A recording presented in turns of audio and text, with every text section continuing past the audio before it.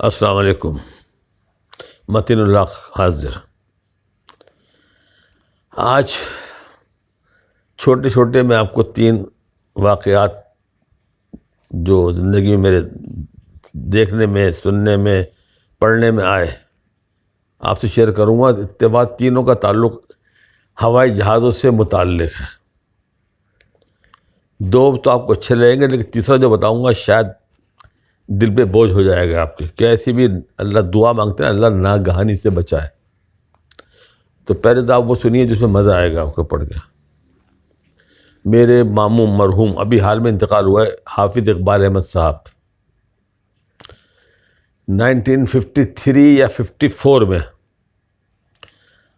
حج کرنے کے لیے گئے کراچی سے. کراچی میں ایک ہے حاجی کیمپ، وہ صرف حج کے دنوں میں کھولتے ہیں جہاں. تو وہاں پر اس زمانے میں 11-12 سال کی عمر تھی میری بھی. پورا خاندان ماموں اور مامی کو ہماری حج پر چھوڑنے کے لیے ایئرپورٹ بس بھر کے گئی. اس زمانے میں کوئی تفریح تھی نہیں، ریڈیو بھی برائے نام ہوتا تھا. تو بھائی گھوم کے آئیں گے، بسیں بھر کے پہنچی. اب ایک آدمی جا رہا ہے، 20 چھوڑنے آ رہے ہیں. تو چلیے جی وہ ٹائم ہوا، پہنچ گئے سارے. انہوں نے کہا جی اچھا حاجی صاحبان اس طرف آ جائیں. وہ حاجی لائن میں کھڑے ہو گئے، 90-92 حضرات جو بھی تھے. بورڈنگ ہاتھ سے ان کے کارڈ لیتے گئے، جہاز میں بٹھاتے گئے. ہم بھی چھوڑ کے آ گئے واپس، گھر آ گئے.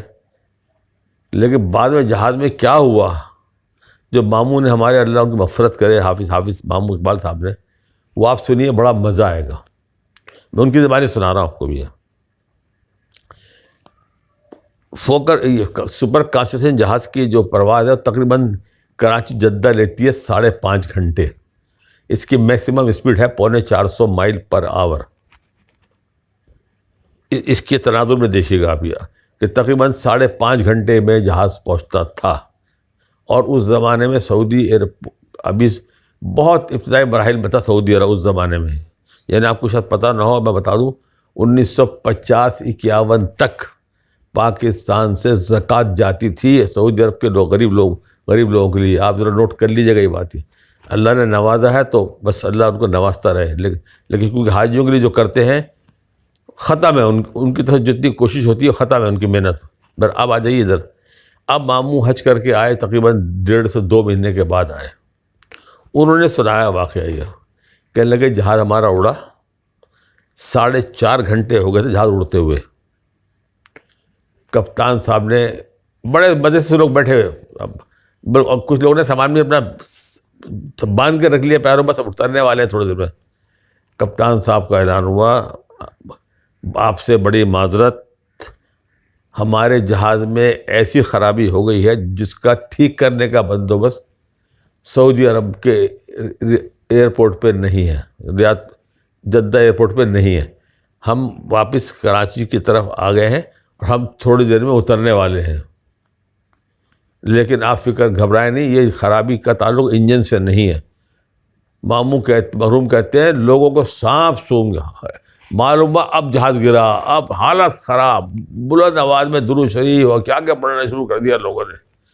کہہ رہے ہیں 10 سے 15 منٹ لگے تھے. جب روشنی دکھائی دی لوگوں نے اترنے کو اترتے ہی جیسے ہی جہاز نے لینڈ کیا، پاکستان زندہ باد، اسلام زندہ باد، کپتان زندہ باد، نعرے لگ رہے ہیں جہاز میں.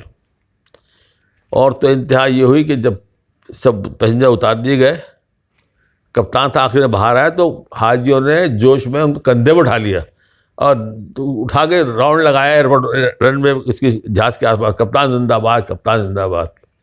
دیکھیے موت کی خبر خدا نہ کرے آجا ٹل جائے تو کیا خوشی ہوتی ہے. یہ دیکھیے یہ کیا ہوتا ہے. یہ اس طرح ماموں نے سنایا. بڑا اچھا اس زمانے میں میڈیا تھا نہیں، اخبار میں بھی ہلکی سی خبر بعد میں لوگ کہتے آئی تھی کہ جہاز خراب ہو گیا تھا، 3 گھنٹے رکا، ٹھیک کر کے لے گئے، اڑا کے لے گئے. لیکن یہاں کسی کو پتہ ہی نہیں، سب سمجھ رہے تھے پہنچ گئے. دوسرا یہ تو ہو گیا. میں امریکہ سے آ رہا تھا KLM کے جہاز میں. یہ موت کا جھٹکا جو ہوتا ہے نا، کیا ہوتا ہے کس آدمی کا ہوتا ہے. جہاز رکا دبئی سے چڑھے محنت کش ہمارے حضرات، اس میں پٹھان زیادہ تھے.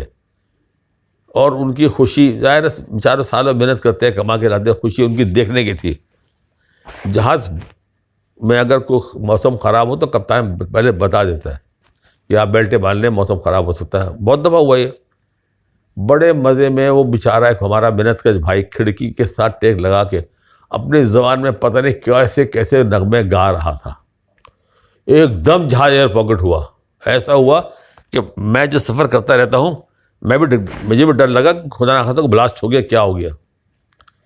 مگر صاحب وہی جو بیچارہ مزدور ہمارا بھائی جو بڑے خوشی خوشی نغمے گا رہا تھا، پلک جھپکتے میں اس نے جو اذانیں دینی شروع کری ہیں، تو اذانیں دینے دیتے ذرا جہاز اچھا ایک مشکل سے 2-3-4 سیکنڈ کا آیا تھا یہ.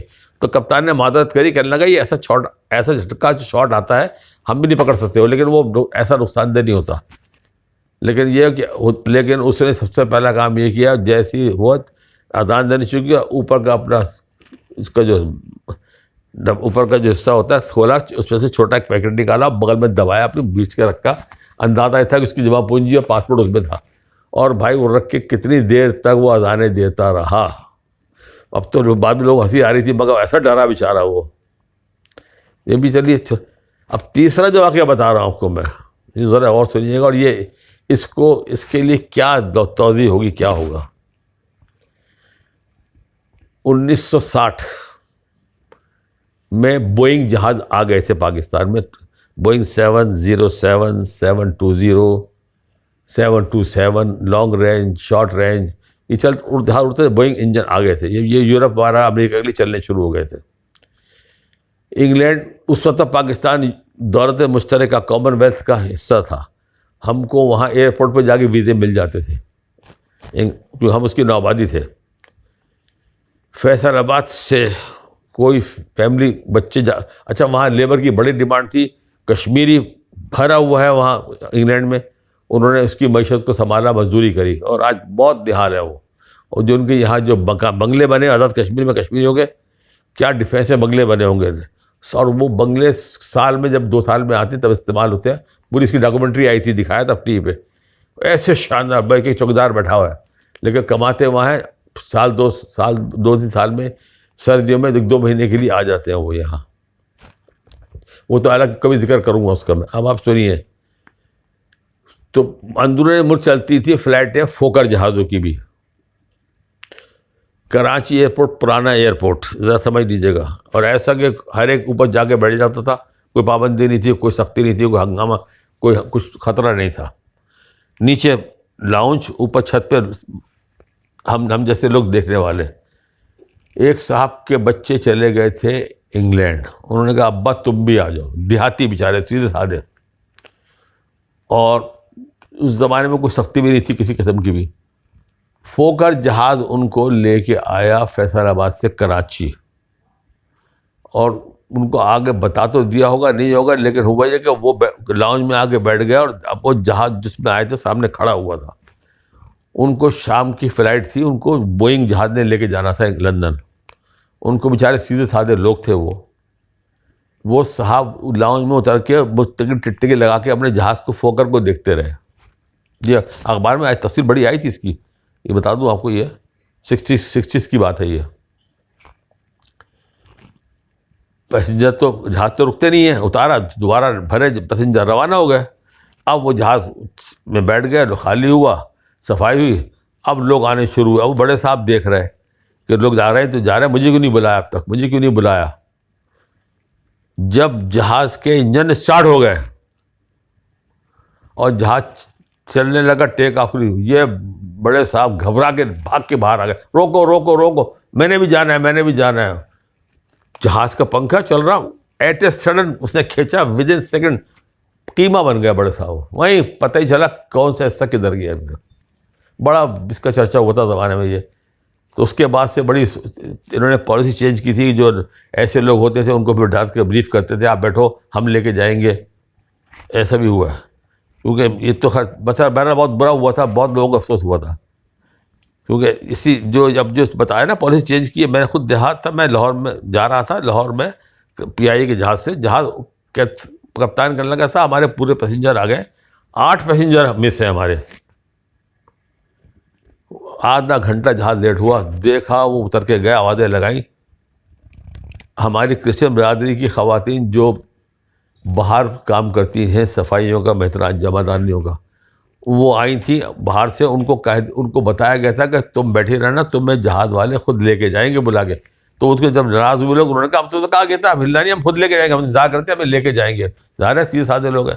یہ پالیسی چینج کی تھی اس کے بعد سے انہوں نے، کہ وہ نہیں آتے تو ڈھونڈ لیتے تھے کون کدھر کیا ہے. بہرحال وہ آج تک نقش ہے وہ بڑے صاحب کا حسن. دعا کیجیے اللہ آگے ایسے واقعات نہ ہوں.